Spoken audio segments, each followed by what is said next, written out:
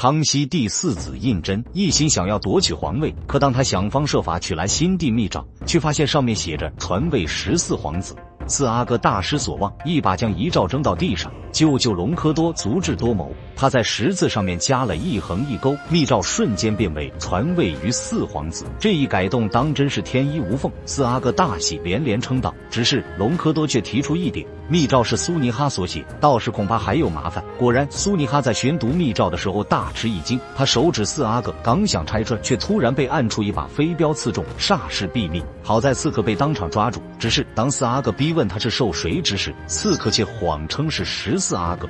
14阿哥成功被嫁祸，而4阿哥则顺利荣登大宝，成为后世熟知的雍正皇帝。雍正以强硬手段清算对立派系，很快稳定住内部局势。但刚上位不久，外部又有密奏传来，河南嵩山有少林寺聚众而居，暗中积蓄力量，意图谋反。雍正大惊失色，少林寺底蕴深厚，里面僧人个个武功高强，倘若情报是真，后果难以设想。雍正决定亲自潜入少林寺，一者为了探明情况，二者可以研习少林武艺。雍正乔装成平民来到少林寺，他让手下全都回去，3年后的今天，也就是5月初5再来此地接他。可当雍正走进少林寺拜师，却被当场拒绝。少林寺收录弟子规定在14岁以下，雍正明显已过了年限，但他没有回去，竟是放下架子跪在了门口。就这样不吃不喝3天3夜过去，少林寺于心不忍，终于决定给他一个机会，从今起每日挑水50担上山，担柴50担下山，只要他能撑过100天，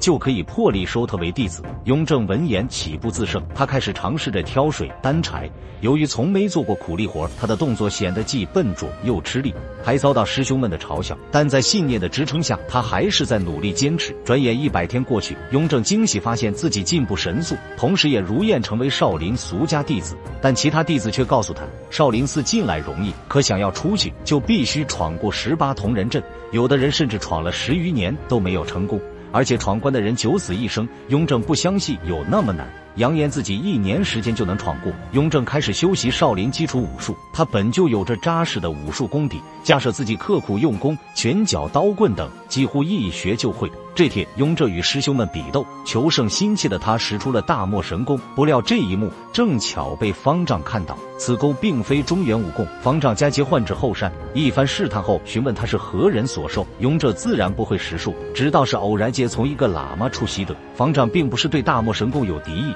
而是看到雍正身怀绝技，有意指点。他告诉雍正，如果能将此技和少林拳法融合，将会更具威力。有了方丈在一旁提点，雍正很快将2派拳法融会贯通。方丈欣慰点头，将之命名为佛家拳。看出此拳法不俗，雍正不及询问方丈，此拳有没有别的武功可以克制。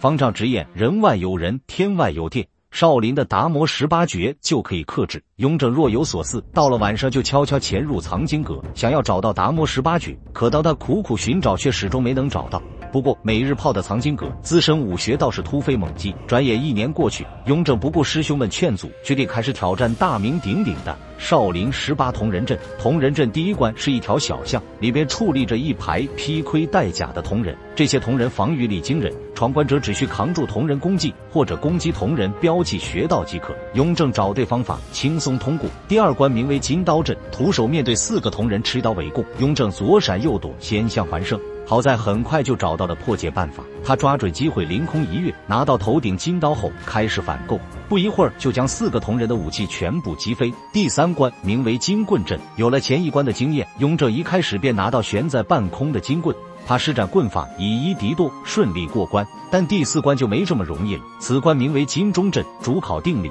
闯关者需背靠金钟，能连续承受5次撞击，视为过关。这个入寺已过10载的师兄用尽全力，也只能堪堪承受3次撞击，到第4次就直接倒地，七窍流血而亡。雍正见状不敢大意，他猛然运功，虽然硬扛过去，但也被震的是鼻血长流。他艰难地爬出生死门，在师兄们怀中昏死过去。雍正对铜人阵有了初步了解，每日训练更加刻苦。他晚上到藏经阁偷学秘籍，白天则练习铁砂掌。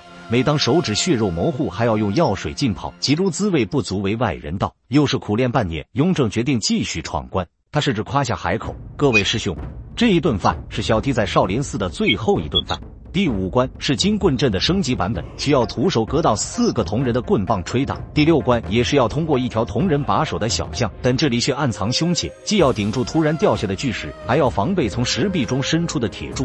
好在雍正反应灵敏，躲过这些突然袭击，几个铜人的阻拦自然不在话下。第7关为金枪阵，规则与金刀阵一样，只是这一关的长刀更加凶险。雍正惊险地抢到金枪后，成功连过3关，但到第8关他再一次失败。此关名为沙包阵，一个沙包都撞得他东倒西歪。当4面8方的沙包同时袭来，他又一次重伤倒地，鼻青脸肿地回到饭桌，师兄们都啼笑皆非。这次打脸有点透。第2天，方丈提醒他们，欲速则不达，心不服气不躁，才能练就上乘武功。雍正暗暗记在心里，虽然练功比之前更加卖力，但也开始做到稳中求进。这天夜里，雍正猛然从梦中惊醒，他差点忘记自己入寺已经3年，明天那几个大臣就要来接他了。雍正明白自己必须在这之前闯过18铜人阵，否则以后再无机会。次日，他再一次来到阵中，第9关考验的是落地生根的功力。雍正背对万刺墙扎稳马步，墙面霎时伸出无数钢刺，他伸手与一个铜人对抗，靠着扎实的下盘功力，避免了身躯撞晒尖刺。第10关为听声辨位，闯关者需闭上眼睛听出铜钱的位置。好在雍正这3年的武功没有白练，准确分辨出了铜钱的方位，若是不然，便会遭受泰山压顶的惩罚，轻则晕厥倒地，重则命丧当场。第11关考验实战能力，里面闪现出4个身手灵活、武艺高强的铜人，雍正将他们尽数击败，成功闯入第12关。此关名为龙虎堂，乃是铜人阵最难一关，考验的是扛击打能力。闯关者不许还手，要硬生生扛下18棍。雍正气运丹田，摆好架势，等到15棍下去，已经完全不能站立，但胜利就在眼前。雍正艰难地扛下了最后3棍，闯过这一关，映入眼帘的是龙纹火底，只要能将之移开并烙上火龙印记，就标志着闯关成功。雍正急切向前，第13关千斤闸霎时落下，他正要奋力推开，方丈却恰时出现，让弟子升起了千斤闸。雍正不知何意，正要发问，却看到火龙底后面的通天门缓缓打开，几位朝廷大员随即出现。雍正这才知道自己的身份已经暴露，